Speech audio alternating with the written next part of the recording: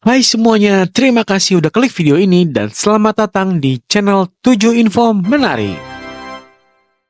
Di channel ini, aku akan memberikan kalian informasi sekitar pariwisata dan horor serta misteri. Kira-kira enaknya hari ini kita bahas apa ya? Aha, aku tahu. Kita akan membahas tentang 7 tempat wisata yang tidak diketahui banyak orang. Eits, tapi sebelum kita mulai ke pembahasannya, jangan lupa untuk klik tombol subscribe-nya dan aktifkan notifikasi loncengnya supaya kalian tidak ketinggalan informasi menarik dari channel ini. Oke, nggak usah lama-lama lagi. Sini, merapat. Karena pembahasan ini akan segera dimulai.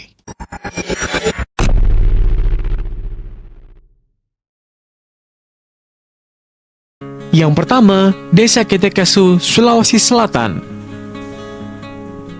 Desa ini terletak di Kecamatan Sanggalangi, Kabupaten Toraja Utara, Sulawesi Selatan. Desa ini terkenal dengan struktur rumah tradisional Toraja yang terjaga dengan sangat baik. Tempat ini terkenal dengan rumah adat tradisional Toraja yang disebut dengan tongkonan. Kalian tahu nggak sih kalau tongkonan itu adalah rumah adat asli suku Toraja yang memiliki atap melengkung loh? Dan juga tempat ini memiliki situs pemujaan kuno yang bernama Buntupane. Tempat ini digunakan oleh suku Toraja untuk melakukan ritual pemujaan leluhur mereka. Kemudian tempat ini juga mempunyai makam batu yang diperkirakan usianya mencapai 500 tahun. Makam ini hanya diperuntukkan untuk yang memang sanggup melaksanakan acara Rambu Solok, karena harus mengorbankan kerbau yang harganya sangat mahal. Apa sih Rambu Solok itu? Jadi, Rambu Solok adalah acara untuk menyempurnakan arwah agar sampai ke nirwana yang di sini disebut dengan Puya. Yang kedua, Taman Nasional Danau Sentarum, Kalimantan Barat. Taman Nasional Danau Sentarum ini adalah sebuah taman nasional yang terletak di Kabupaten Kapuas Hulu, Kalimantan Barat, Indonesia. Dan kalian juga harus tahu nih bahwa Taman Nasional ini adalah lahan basah terbesar yang ada di Asia. Taman Nasional ini memiliki luas 1.320 km persegi dan di dalamnya hidup berjuta flora dan fauna. Taman Nasional ini juga memiliki tumbuhan khas dan asli, yaitu tembesu atau tengkawang. Selain itu, juga terdapat tumbuhan hutan dataran rendah seperti jelutung, ramin, meranti, kriwing, dan kayu ulit. Di danau ini terdapat pula 265 jenis ikan, mulai dari yang kecil sekitar 1 cm, yaitu ikan linut, sampai ikan tapah yang dapat mencapai ukuran lebih dari 200 cm. Ada juga jenis ikan yang bisa dikonsumsi loh, seperti ikan torman, lais, belida, jelawat, dan patin. Dan bahkan, buaya katak atau buaya rabin yang di Asia telah dinyatakan punah sejak 150 tahun yang lalu, diperkirakan masih ditemukan di kawasan ini. Dan kalau kalian ini adalah pencinta burung, maka mungkin tempat ini adalah surga untuk kalian. Karena di sini kalian bisa melihat ikon masyarakat Dayak, yaitu burung rangkong. Indonesia mempunyai lebih dari 1.519 jenis burung, dan 20%-nya bisa kalian temukan di danau ini. Yang ketiga, Gili Kondo, Lombok Timur. Oke, dari Kalimantan Barat, kita akan pindah ke Lombok Timur. Gili Kondo adalah salah satu dari 33 gugusan Pulau Gili yang berada di sebelah timur Pulau Lombok dan berada di Selat Alas yang menghubungkan antara Pulau Lombok dan Pulau Sumbawa. Di tempat ini hanya ada penginapan yang dikelola untuk wisatawan menginap. Keindahan yang ada di sini sangat sayang untuk dilewatkan. Sebagian besar dari pulau ini terdiri dari pasir putih yang di tengahnya terdapat pepohonan dan penginapan untuk wisatawan yang menginap. Snorkeling adalah salah satu cara untuk menikmati keindahan bawah laut di Gili Kondo. Di sekitar pantai pun kalian bisa melakukan snorkeling dan tidak perlu khawatir karena tidak terlalu dalam. Paling kedalamannya sekitar 1-2 meter, kalian sudah bisa menemukan terumbu karang dan kawanan ikan yang bermain. Kalian nggak puas hanya snorkeling di area pantai. Tenang, karena kalian juga bisa menyewa perahu untuk mencari spot snorkeling yang lebih menakjubkan. Dikabarkan ada 12-20 spot snorkeling yang harus dinikmati keindahan alamnya. Sunset yang ada di sini tidak boleh kalian lewatkan ya, karena matahari seakan-akan akan ditarik oleh gagahnya Gunung Rinjani yang ada di sebelah barat dari pulau ini. Yang keempat, Sipiso-Piso, Sumatera Utara. Air terjun ini terletak di Desa Tongging, Kecamatan Merak, Kabupaten Karo, Sumatera Utara. Jaraknya dari pusat kota Karo adalah sekitar 30 km yang bisa ditempuh sekitar 1 jam perjalanan. Air terjun ini mempunyai tinggi 120 meter dan diklaim sebagai air terjun tertinggi di Indonesia, khususnya di tanah Sumatera Utara.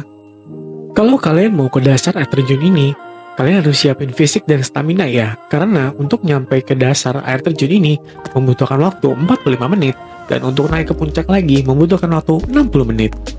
Trek naik turunnya gimana bang? Apakah seperti hutan? Oh, enggak kok, karena pihak pengelola sudah menyiapkan anak tangga untuk pengunjungnya berjalan. Bang, kalau harus naik ke puncak kayaknya aku nggak kuat deh.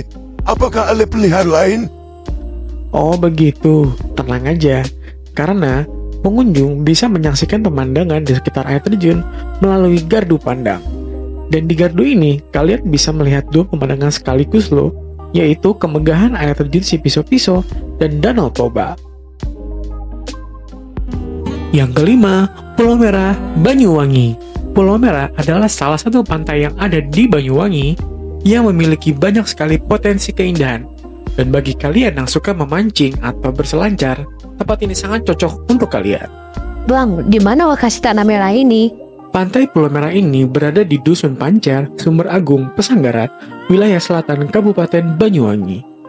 Jaraknya dari kota yaitu sekitar 67 km dan waktu tempuh kurang lebih 90 menit.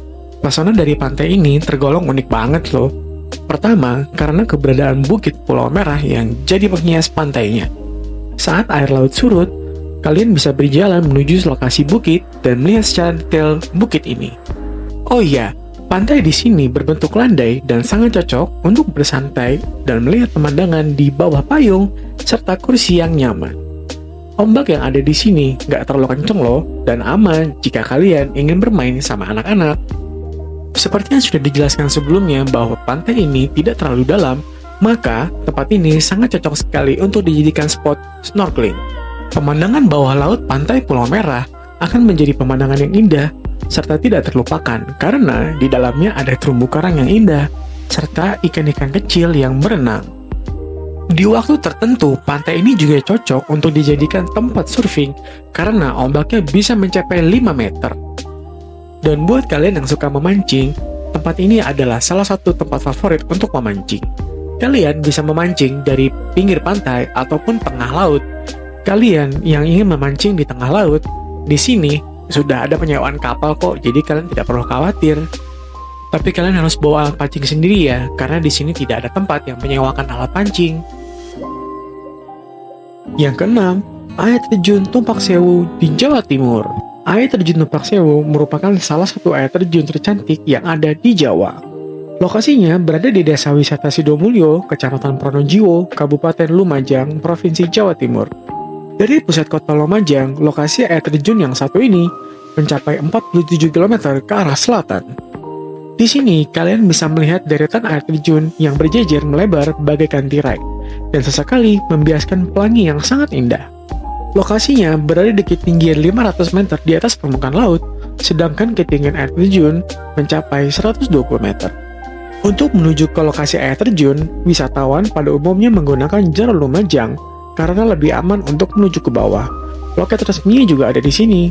Sedangkan jalur lain, yaitu jalur Malang, terbuat dari tangga vertikal yang menyeramkan. Kalau kalian gak mau basah-basahan, kalian bisa menikmati pemandangan melalui gardu pandang, yaitu adalah sebuah bangunan permanen dengan luas 30 meter dan 50 orang bisa naik ke sini untuk menikmati pemandangan bersama-sama. Untuk bisa sampai ke sini, kalian perlu melakukan trekking dan jalannya terbuat dari tanah liat yang licin. Kalau tidak hati-hati, kamu bisa kepleset loh, jadi pakailah alas kaki yang tepat ya. Kalau kalian ke sini, ada beberapa hal yang harus kalian perhatikan, yaitu kondisi fisik dan mental karena jelajah alam bukanlah hal yang mudah di sini. Dan usahakan datang pada pagi hari sebelum matahari naik agar kamu tidak mudah kelelahan. Dan jangan lupa, pakai sandal anti-slip yang tidak licin ya, serta pakaian lengan panjang yang tidak terlalu tebal, topi, dan bawa air minum dalam botol, serta kamera untuk memotret spot-spot menarik yang ada di sini. Yang terakhir, Pulau Kakaban di Kalimantan Timur. Pulau Kakaban ini jika dilihat dari atas menyerupai angka 9, dan kalian tahu nggak sih, kalau pantai ini merupakan rumah bagi ubur-ubur langka yang menarik untuk disaksikan. Air danau yang ada di sini berjenis air payau yang merupakan perpaduan dari air laut, hujan, dan air tanah.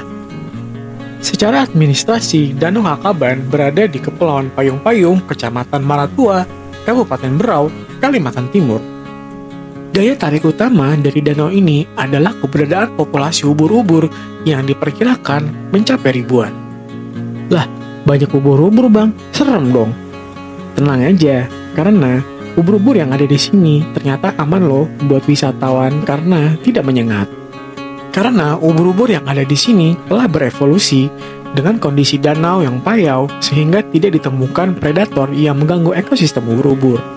Dan selain itu, makanan untuk ubur-ubur di sini sangat melimpah. Karena itu, kelenjar nematosis atau kelenjar sangat ubur-ubur mengalami reduksi dan sudah tidak bisa lagi menyengat. Kalau kalian ingin berenang di sini, ada beberapa peraturan yang harus kalian patuhi saat berenang. Yang pertama, penggunaan kaki katak saat berenang tidak diperbolehkan karena dayungan kaki katak dapat menyebabkan ubur-ubur merasa stres. Buat para ibu-ibu dan wanita, kalian tidak diperbolehkan untuk menggunakan kosmetik ya.